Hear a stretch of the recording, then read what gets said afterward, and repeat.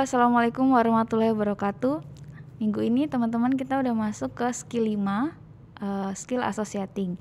Nah, dari DNA Inovator itu hanya ada 5 skill yang perlu kita punya atau yang perlu kita pelajari. Nah, di sini sudah masuk bahasan terakhir dari skill associating gitu. Nah, apa sih associating, atau mungkin ini lebih tepatnya itu kalau bahasa Indonesianya penalaran. Jadi kemampuan untuk menalar dari seorang inovator yang didapatkan itu dari mengasah skill lainnya. Jadi dari skill 1 questioning, terus juga observing, terus networking, experimenting, dan yang terakhir itu associating. Jadi associating itu semacam mengumpulkan informasi-informasi yang sudah kalian dapatkan dan mengkaitkannya dengan apa yang misalnya nih, teman-teman itu punya pengalaman. Setiap orang punya pengalaman yang berbeda-beda. Walaupun dia dalam satu keluarga atau mungkin dia punya saudara kembar, itu pasti pengalamannya tuh berbeda. Pengalaman berbeda, terus juga mungkin dari pendidikannya otomatis berbeda, teman-temannya juga berbeda. Nah, seperti itu. Jadi asosiasi itu mengkaitkan antara ilmu-ilmu atau mungkin pengalaman yang sudah kita dapatkan untuk menjadi ide-ide kreatif yang lainnya.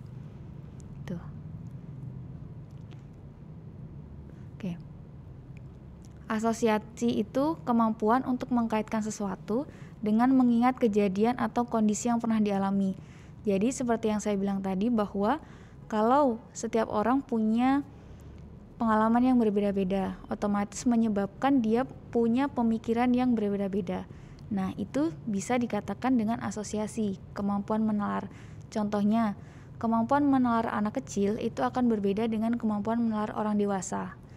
Jadi, karena orang dewasa sudah lebih banyak, ibaratnya dia punya pengalaman yang lebih banyak, terus juga punya suatu hal yang sudah ibaratnya dilalui oleh banyak hal dari anak-anak.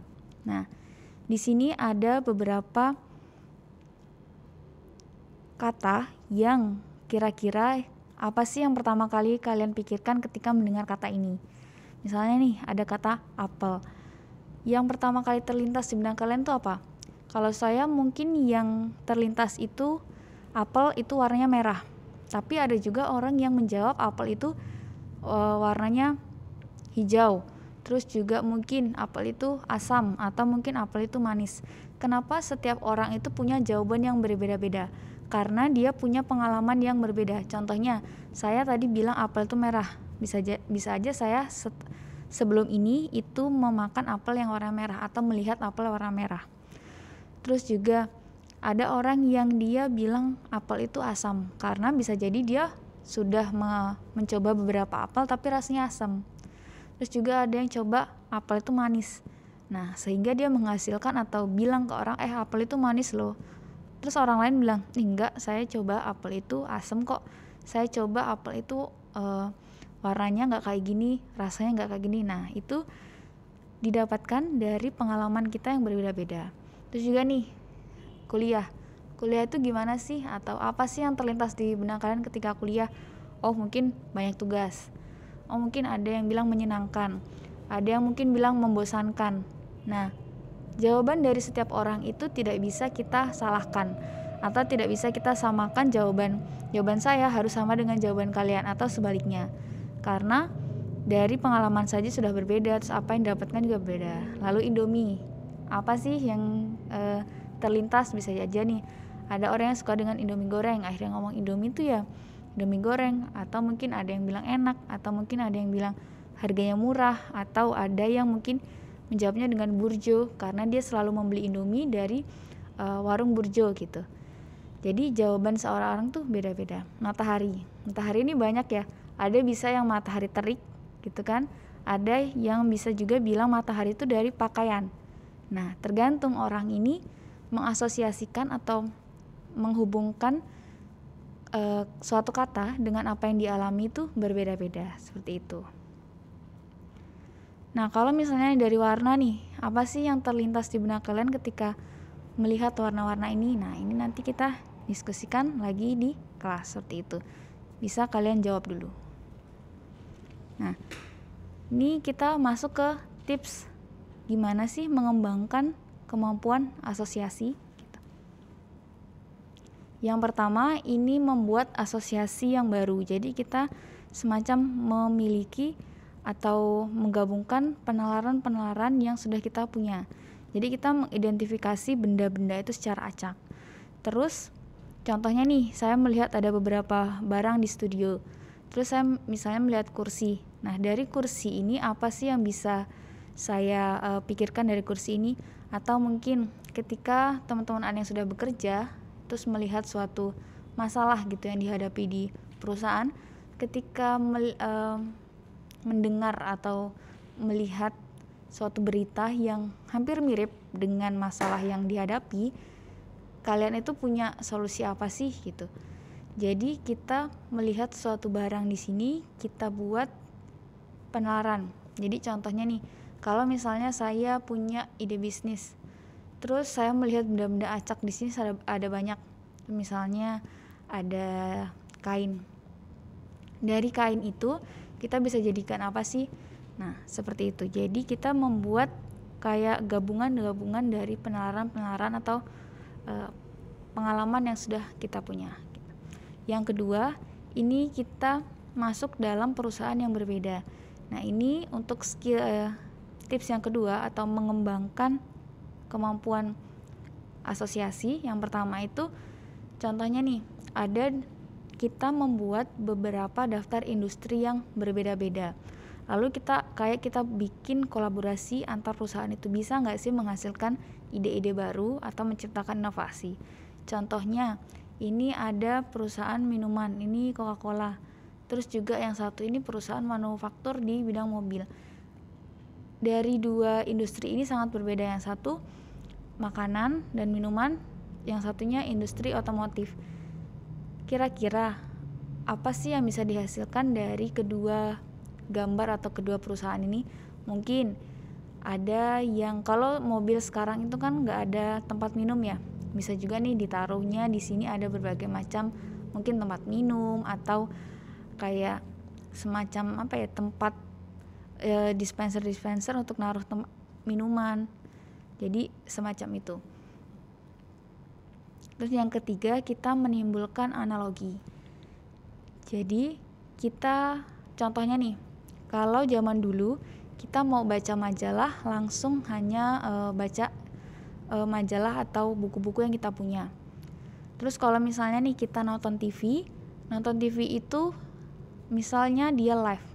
Kalau kita ketinggalan berita atau siaran TV yang saat itu live, itu kita nggak bisa nonton lagi, kecuali memang TV tersebut ada pengulangan. Tapi kalau misalnya nih kita berpikir atau membuat analogi baru bahwa gimana sih kalau kita nonton TV tapi kita bisa nonton secara berulang. Nah, sekarang muncul inovasi Smart TV yang mungkin sudah dimiliki oleh banyak orang ya. Jadi Smart TV itu ada yang sistemnya dia bisa merekam apa yang siaran yang kita inginkan, lalu kita bisa direkam, terus juga di pause, terus nanti kita bisa nonton lagi. Nah, itu analoginya dari baca majalah. Kalau baca majalah kan bisa di pause ya, misalnya kita lagi bosan nih baca ini, kita bisa baca yang lain, kita bisa coba baca lagi di lain waktu. Tapi kalau TV ya mau gak mau harus nonton saat itu juga. Tapi dengan adanya inovasi seperti ini, itu kita bisa nonton berbagai macam acara secara berulang-ulang. Lalu yang keempat ini membuat box keingintahuan. Nah, di sini ini lebih kasusnya masuknya ke IDEO. Jadi waktu itu saya pernah membahas yang di kalau nggak salah skill observasi. Ini perusahaan IDEO itu memiliki termasuknya dalam perusahaan yang menciptakan berbagai macam ide-ide bisnis. Kayak yang dulu itu menciptakan sikat gigi, Oral-B anak-anak. Nah, ini perusahaan IDEO.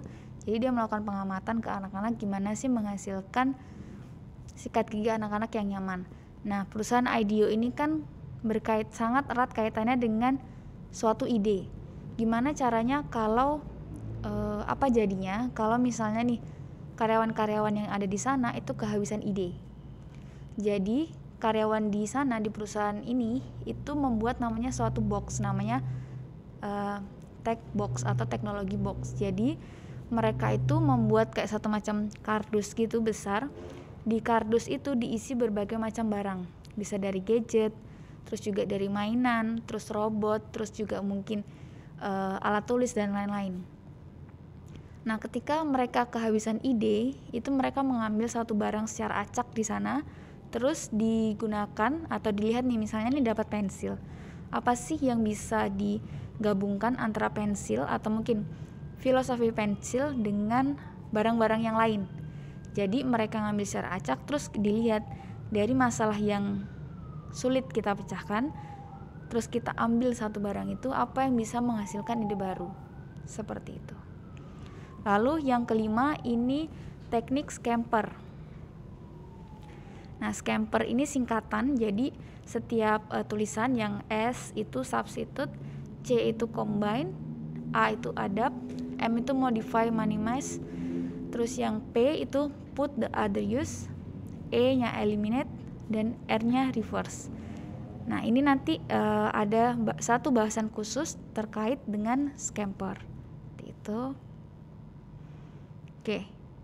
Nah, mungkin itu aja teman-teman yang bisa saya sampaikan di skill asosiasi. Nah, untuk bagian scamper nanti akan saya jelaskan lebih lanjut di video selanjutnya. Oke, sekian dari saya.